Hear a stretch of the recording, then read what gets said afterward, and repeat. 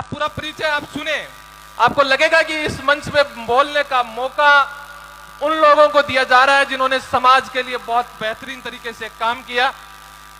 Professor Shyam सुंदर जी जानी, आप डूंगर कॉलेज बीकानेर में प्रोफेसर हैं। आपको भूमि संरक्षण हेतु आप लगातार काम कर रहे हैं और भूमि संरक्षण हेतु इस धरती का सबसे बड़ा अवार्ड लैंड फॉर लाइफ आपको दिया जा चुका है, जो यूएनओ संयुक्त राष्ट्र संघ द्वारा दिया जाता है।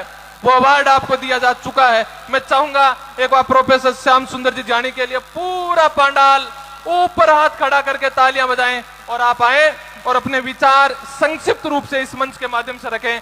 आपसे निवेदन रहेगा कि आप आए और संक्षिप्त रूप में अपने विचार इस मंच के माध्यम से रखें।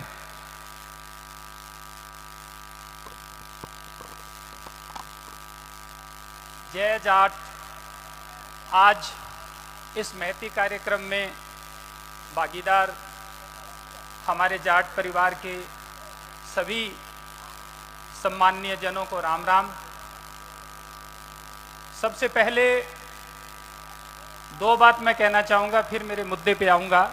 पहला तो ये जो हम शताब्दी कार्यक्रम यहाँ मना रहे हैं, इसकी जिन लोगों ने परिकल्पना की और उसके बाद में इसे मूर्त रूप दिया, मैं हृदय की गहराई से उस पूरी टीम को साधुवाद देता हूँ कि इस रचनात्मक काम को उन्होंने हाथ में लिया। दूसरा, पिछले 20 साल से मैं जो पारिवारिक वानिकी अवधारणा के जरिए काम कर रहा हूँ, उसमें मुझे जाट समाज से कोने कोने से सहयोग, प्यार और समर्थन, विश्वास मिला। सब लोगों को जानना संभव नहीं है, मैं जानता भी नहीं हूँ, फिर भी एक जाट का बेटा होने के नाते मुझे जो विश्वास और जो सम्मान संबल मिला, उसके लिए मैं समाज का बड़ा आभारी हूँ और ये समाज का मेरे ऊपर कर्ज है और ये आपका विश्वास और भरोसा है, यही ताकत है जो मुझे निरंतर आगे से आगे काम करने की प्रेरणा देती है। मैं आप सबके बीच में मुखातिब हो रहा हूँ एक विषय को लेकर के। शिक्षक हूँ, शिक्षा का विषय कि शिक्षा का क्या ऐसा स्वरूप हो जो आगे 21वीं सदी की जो चुनौतियां हैं या 1925 के सम्मेलन में जो परिकल्पना की गई 100 साल बाद हम कहाँ आए, अगले 100 साल में हमें कहाँ होना चाहिए, उसको वो टच करे। आमतौर पे मेरा जो विषय है समाजशास्त्र, उसमें जब हम किसी भी बात के ऊपर चिंतन करते हैं तो उसकी मैपिंग करते हैं, इशू की प्रोफाइलिंग करते हैं। तो हम अगर हमारे जाट समाज की प्रोफाइलिंग करें तो मोटे तौर पर 3 वर्ग हैं हम में। एक वर्ग ऐसा जो बिल्कुल टॉप पे है, वो बहुत छोटा सा वर्ग है जिसके पास में भरपूर संसाधन हैं। उनको अपने आगे के और विकास के लिए समाज की सामूहिक ताकत की दरकार नहीं होती, क्योंकि उनके पास में संसाधन रूपी ताकत है। और हर जाति में इस तरह का जो वर्ग होता है, वो चाहे कोई समय हो, कोई स्थान हो और कोई राजनीतिक दल हो, वो अपना काम करवाने में सक्षम होते हैं। उनके बाद में जो दूसरा हमारा तबका है, बड़ा तबका, बीच का, और सबसे बड़ा तबका है नीचे का। बीच के तबके में वो मझोले लोग हैं जो या तो नौकरी में है या छोटे व्यापार में हैं। वो लोग भी जब गांव से निकल कर के शहरों में आए तो उन लोगों के कनेक्शंस बन गए समाज के लोगों के साथ और दूसरे लोगों के साथ। उन सामाजिक संपर्कों के बलबूते और अपनी जो उनकी दक्षता है उसके बलबूते वो भी ठीक ठाक रूप में अपनी जिंदगी है वो चला रहे हैं। जो चिंता का विषय हमारे सामने है वो ये है कि हमारा जो तीसरा तबका, जो संख्या में सबसे बड़ा है, जिसके पास में थोड़ी थोड़ी ज़मीनें हैं या भूमिहीन है, गांव ढाणियों में रहता है, उसके सामने जीवन की दुश्वारियां बहुत ज़्यादा हैं। कहने को गांव गांव में हमने स्कूल्स, हॉस्पिटल्स और सड़कें पहुंचा दी, लेकिन इसके बावजूद शिक्षा में वो समावेशिता का भाव नहीं है जिस भाव के जरिए वो आगे बढ़ सके और अपने जीवन को बेहतर कर सकें। तो ये हमारा दायित्व हो जाता है, खासकर जो बीच का तबका है, जिसका एक साइजेबल नंबर तो ऐसा है जो निष्क्रिय है और वो हर जाति में होता है। एक नंबर ऐसा है जो सोचता है कि हमें गिव बैक करना चाहिए सोसाइटी को। तो वो लोग ऐसा क्या कार्यक्रम डिज़ाइन करें कि उसके जरिए हम हमारा जो तीसरे नंबर का तबका है उसके जीवन को बेहतर बना सकें। ठीक यही चिंता जब हमारा देश आज़ाद हुआ उस समय महात्मा गांधी के सामने थी। और इस चिंता का समाधान करते हुए उन्होंने 48 में एक अवधारणा दी थी। हरिजन में उन्होंने लिखा था, तालिस्मैन का एक कॉन्सेप्ट दिया था। तालिस्मैन के कॉन्सेप्ट में उन्होंने एक बहुत सुंदर बात कही उस समय के नीति निर्माताओं के लिए, और मेरे ख्याल में वही बात हमारे लिए मार्गदर्शन का एक सूत्र बन सकती है। उन्होंने तालिस्मैन के कॉन्सेप्ट में ये कहा था कि ये महत्वपूर्ण नहीं है जो देश के नीति निर्माता हैं उनके लिए कि आज़ाद भारत में जो सबसे अंत में खड़ा व्यक्ति है या जो हमारा गरीब तबका है उसको आप क्या देते हो। ये भी महत्वपूर्ण नहीं है कि आप उसको कितना देते हो। महत्वपूर्ण ये है कि आप अपने निर्णयों के द्वारा क्या उनको उनकी वो एजेंसी लौटा सकते हो जिससे वो अपने जीवन को बेहतर करने, अपने जीवन की दुश्वारियों को कम करने में सक्षम हो सकें। तो कुल मिलाकर के वही बात आज हमारे सामने है कि क्या हम एक कोई ऐसा मैकेनिज्म डेवलप डिज़ाइन कर सकते हैं जिसके जरिए जो हमारा सबसे बड़ा तबका है उनके जीवन को बेहतर करने में उनको खुद को हम एम्पावर, उनको खुद को हम सशक्त कर दें। क्योंकि जब तक वो स्वयं सशक्त नहीं होंगे तब तक ये जो हम नंबर्स में चीज़ें बताते हैं कि इतने स्कूल्स हो गए, हॉस्पिटल्स हो गए, ये हो गए, ये एक सीमा के बाद में प्रभावी नहीं होते। क्योंकि समस्या जो है वो व्यापक है, उसका समाधान केवल राजनीतिक, केवल प्रशासनिक नहीं हो सकता, उसका समाधान सामाजिक हो सकता है। क्योंकि सामाजिक जो समाधान होता है वो होलिस्टिक होता है, इंक्लूसिव होता है। तो उसी के ऊपर अगले 3-4 मिनट में मैं मेरी बात कह करके और कंक्लूड करना चाहूँगा। एक चीज़ जो बड़े विमर्श के बाद में ध्यान में आई कि इसके लिए क्या किया जाए, उसको हमने एक नाम दिया है चेज, CHASE। चेज के जो 2 पहले अक्षर हैं CH चौधरी चरण सिंह को डेडिकेटेड है, फिर A फॉर अलायंस और उसके बाद में S फॉर सस्टेनेबल और E फॉर इक्विटेबल एजुकेशन। अंग्रेजी का जो शब्द है चेज, इसके मायने हिंदी में होते हैं पीछा करना। तो हम एक ऐसा एक कार्यक्रम डिज़ाइन करें कि अगले 100 साल 50 साल के लिए हमारे सामने ये एक टारगेट है और इस टारगेट को हमने पीछा करना है इसको अचीव करने के लिए। तो आज ज़रूरत इस बात की है कि एक नेशनल अलायंस हमारे पास में हो, एक नेशनल इनिशिएटिव हो हमारे पास में, जिसके जरिए एक नेशनल लेवल की कोऑर्डिनेटिंग कमेटी और फिर ग्रेजुअली हम वहाँ से निकल करके और पंचायत स्तर तक जाएं। और हमारे जो इशू है शिक्षा का, मतलब ये नहीं है कि हमारे बच्चे ने कौन सी डिग्री कर ली। मुद्दा सिर्फ फॉर्मल एजुकेशन का नहीं है, मुद्दा हमारे स्किल का है, हमारी ज़मीन का है, खेती का है, पशुपालन का है, हमारे समुचित प्रतिनिधित्व का है। जो समाज में बायस है हमारे प्रति, जो एक नकारात्मक धारणा है, उसका निराकरण कैसे हो, वो है। बहुत सारे इशू है, उन सब इशू को जब मिलाते हैं तब इंक्लूसिव और इक्विटेबल सस्टेनेबल एजुकेशन की बात आती है। और वो एजुकेशन भी ऐसी जो 20 साल 30 साल बाद भी प्रासंगिक हो।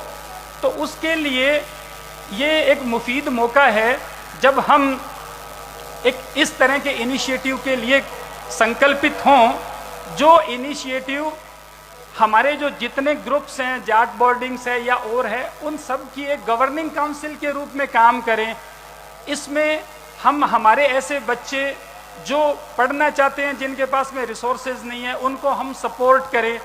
हम ब्लॉक्स लेवल के ऊपर जा कर के और सेमिनार्स आयोजित करें। हमारे जितने संस्थान हैं वो विचार निर्माण का केंद्र बने, वहाँ लाइब्रेरीज हों, वहाँ पे अच्छी अच्छी यूनिवर्सिटीज़ के प्रोफेसर्स को ला करके और उनके जरिए हम वहाँ पे व्याख्यान आयोजित करवाएं, ताकि एक हम बौद्धिक रूप से सशक्त जाट समाज का निर्माण कर सकें जो समावेशी हो।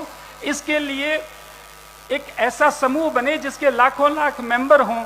और इसमें बहुत एक हमने एक इनिशिएटिव शुरू किया था एनवायरनमेंट को लेकर के, जिसमें रूख रीत का एक कॉन्सेप्ट चलाया, जिसमें एक व्यक्ति को रोज 1 रुपया देना, साल के 365 रुपये। और हमने इसके जरिए एक बहुत बड़ा कारवां खड़ा कर दिया। 20-25 साल से बीकानेर में एक जगह डाबला तालाब, जसनाथ जी की अवतार भूमि, वहाँ माइनिंग हो रही थी इलीगल, वो बंद करा दी और पूरा ट्रांसफॉर्म हो गया वो इलाका। तो ठीक इसी तरह से हम उसमें अगर 1 लाख व्यक्ति भी जुड़े और 1 रुपया रोज दें तो 1 साल में 365 लाख रुपए हो जाएंगे। और उनके जरिए हम इतना सस्टेनेबल, एक आम जाट जो गरीब से गरीब कंट्रीब्यूट कर सकता है और वो सोसाइटी के काम आए, उसका एक ट्रांसपेरेंट मैकेनिज्म बने। हम जिन सामाजिक कुरीतियों के ऊपर पैसा खर्च करते हैं, वो पैसा उस चीज की जो लोकल बॉडी हो, सेंट्रल बॉडी को कुछ देने की जरूरत नहीं है। मेरे गांव में मुझे किसी कुरीति पे पैसा खर्च करना है, मैं मेरे गांव में काम करूं, प्रेरणा चीज की हो। इस तरह से मेरा पैसा मैं ही लगा रहा हूं, तो कहीं ये डर नहीं है कि कोई खा जाएगा, लेकिन मैं उसको सही दिशा में लगा रहा हूं। तो इस तरह के हमें, हमारा जो कल्चरल यूनिटी है, उसके ऊपर हमें एक इंटेलेक्चुअल हेड रखने की जरूरत है, एक इंटेलेक्चुअल रूफ रखने की जरूरत है, जो चेज के रूप में हो सकती है और जिसके जरिए हम एक सस्टेनेबल वे में हमारी एजुकेशन गांव से लेकर के और वो ऑक्सफोर्ड और हार्वर्ड तक एक सिलसिला बने कि हमारा बच्चा कहीं भी जा रहा है, हमारी बेटी कहीं भी जा रही है, तो उसे लगे कि समाज की उसे मेंटोरिंग मिल रही है, चाहे वो दुनिया के किसी भी कोने में हो। तो ये हम एक इनिशिएटिव करें, इसको समाज 5 साल दे, 5 साल बाद में इसका व्यापक विश्लेषण, पोस्टमार्टम हो और उसके बाद में अगले 20-25 साल की इसकी कार्य योजना 5-5 साल की बने। इस तरह से हम समाज में परिवर्तन ला सकते हैं, क्योंकि जिन लोगों ने 1925 में सपना देखा था, जाट बोर्डिंग्स और अलग अलग इनिशिएटिव शुरू हुए, वो एक सिलसिला सतत चला। उस सतत सिलसिले के कारण हम आज इस स्थिति में आए हैं। आज जो हमारा समागम सम्मेलन है, इसमें जो मुद्दे हैं, उन मुद्दों के ऊपर जब तक सततता नहीं रहेगी, जो आयोजन समिति है वो 10 बिंदु रखेगी, जब तक हम सततता नहीं रहेगी, हमारे पास में workable action plan, follow up plan और उसके बाद में उसका इवेल्युएशन नहीं होगा। कोई भी अच्छी पॉलिसी तभी होती है जब उसका अच्छा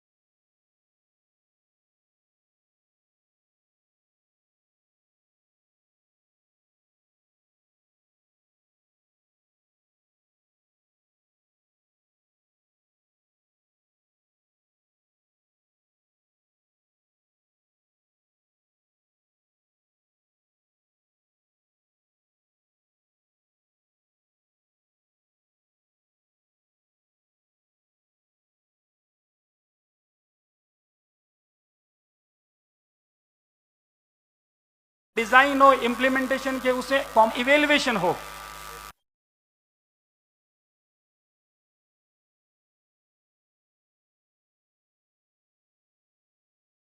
प्रोसेस के रूप में आगे नहीं बढ़ेगा। तो जरूरत यह है कि प्रक्रिया के रूप में हम इसे आगे बढ़ाएं, ताकि 20-25 साल बाद में हम आज के मुकाबले ज़्यादा सक्षम स्तर के ऊपर अपने आप को खड़ा पाएं। तो ये एक छोटा सा सुझाव था, मुझे बोलने के लिए मौका दिया, इसके लिए मैं बड़ा आभारी हूँ। आप सब लोग आए, आपने सुना, आप सबका भी आभार। और आज हम रेजोल्यूशन लेकर के जाएं इस तरह का कि हम आज से, जैसे हम रोज खुद के तैयार होने में, खाना खाने में टाइम देते हैं, 24 घंटे में हम 20 मिनट 15 मिनट एक डेडिकेट कर दें कि ये 15 मिनट टाइम मेरा है ही नहीं, मेरे लिए कल से जो है 23 घंटे और 45 मिनट ये जीवन की, ये 15 मिनट समाज का है। उस 15 मिनट में जो भी सोशल कॉज है, लोकल लेवल से लेकर के एपेक्स लेवल तक, उससे हम जुड़ें, उसमें कंट्रीब्यूट करें। 15-15 मिनट आप जोड़ो तो आप देखो कि रोज कई लाख घंटे समाज के लिए काम करने के हो जाएंगे। जब हम रोज कई लाख घंटे देंगे तब जाकर के और समाज में सांगोपांग बदलाव आएगा, वरना बदलाव की बातें होंगी, बदलाव की अपेक्षा होगी, लेकिन बदलाव धरातल के ऊपर दिखेगा नहीं। तो मैं आप सबसे यही निवेदन करूंगा कि हम ये रेजोल्यूशन लें कि कल से हमारे जीवन के 15 मिनट समाज को जाएंगे, और हम हर व्यक्ति से ये बात करें, और शाम को रोज सोने से पहले ये सोचें कि क्या आज मैंने 15 मिनट दिए तो उनमें क्या किया, और कल मैं 15 मिनट की प्लानिंग हो।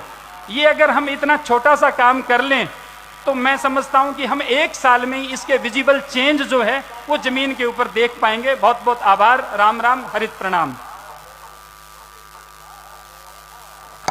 बहुत बहुत धन्यवाद श्याम सुंदर जी साहब, आपका बहुत बहुत धन्यवाद। अगले वक्ता